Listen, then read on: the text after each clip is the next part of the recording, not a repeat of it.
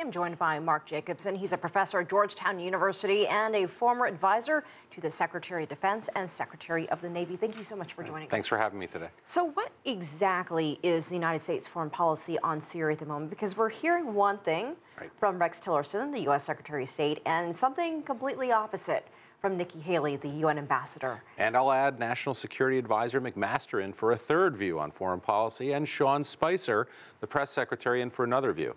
I'm not quite sure what U.S. foreign policy is with regards to Syria, but what I will say is that there is one point of consistency, and that is that the United States is very upset with the Russians for either acquiescing, allowing Assad to use chemical weapons, or in fact just for Assad, for the support of Assad. That is consistent amongst those individuals who've spoken. What's unclear is how far the United States is willing to go and what are the proverbial red lines. So are they still trying to figure it out? Why are they not on the same page with something as serious as this, especially when you have Tillerson going to Moscow to meet with Sergei Lavrov? And as we heard our reporters say, that meeting with Putin has now been canceled. So a lot going on with Russia-U.S. relations. Right.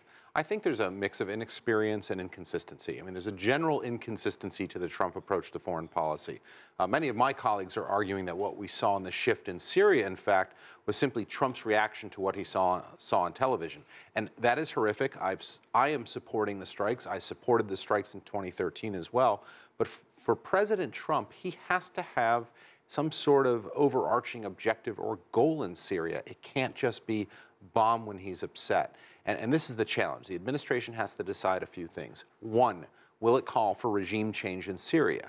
Secondly, what military or diplomatic clout is it willing to expend to get Assad and the Russians and others to the peace table? And then the third piece is, what sort of military reaction might we see to the use of chemical weapons, or, as Press Secretary Spicer suggested today, to barrel bombs or other inhumane acts against children? It's a very different approach than we expected when Trump took office. How does the strike last week in Syria impact this meeting that Tillerson has with Russia? Obviously, a lot of major issues to be discussed. This could cloud things quite a bit. Absolutely. I think last week, had we had this conversation, I would tell you that there's a range of issues on the table for Lavrov and Tillerson to discuss. Now, Syria really drives everything. First, the United States has attacked a Russian client state. Secondly, the United States has said the Russians may be complicit in this chemical weapons attack. That's a huge statement. The third piece is that the Russians are really looking for a way now to lowball or to maybe even embarrass Secretary Tillerson, to get the U.S. back on its heels again. So I don't think you're going to see extensive discussions about Ukraine. I don't think you're going to see discussions about a Europe whole and free. This is all going to be about U.S.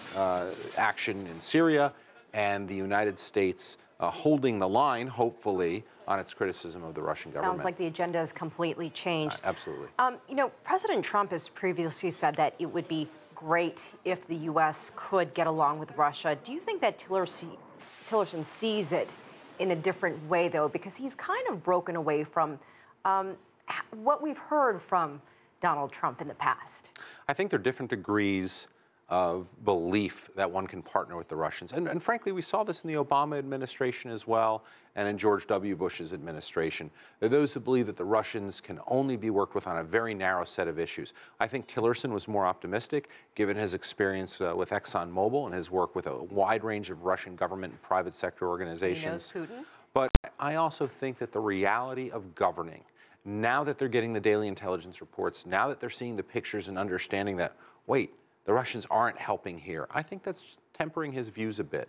But as you said, the inconsistency between our UN ambassador, between our national security advisor, statements from the White House, those are not helping Secretary of State Tillerson to present a unified Trump administration policy to Moscow. And very quickly, about 10 seconds left, the cut off of communications, military communications between the United States that Russia ceased in Syria over that incident last week.